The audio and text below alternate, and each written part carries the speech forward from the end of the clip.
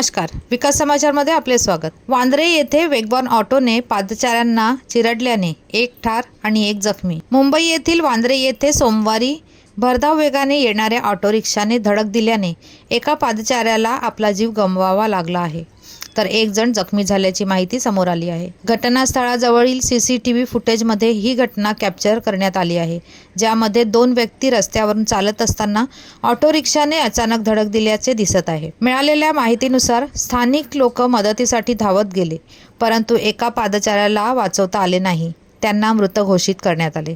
दुसऱ्या व्यक्तीवर वैद्यकीय उपचार सुरू असल्याची माहिती आहे। मात्र अपघातात सहभागी असलेल्या रिक्षा चालकावर कोणतीही कारवाई झाल्याचे वृत्त नाही। त्याच्या आदल्या दिवशी मुंबईच्या मुलुंडमध्ये हिट अँड रनची घटना घडली, जिथे ऑडी कारने दोन ऑटो रिक्षांना धडक दिली। त्यात त्यांचे चालक आणि दोन प्रवासी जखमी झाले। विजय दत्तात्री गोरे असे कार चालकाचे नाव असून त्यांनी आपले वाहन सोडून पळ काढला। 43 वर्षीय गोरे यांना अपघातानंतर काही तासांनी अटक करण्यात आली।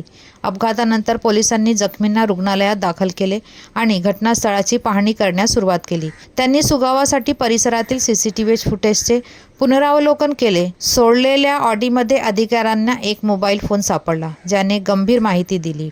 आम्ही त्याच्या फोनवर ड्रायव्हरबद्दल माहिती शोधण्याचा प्रयत्न केला।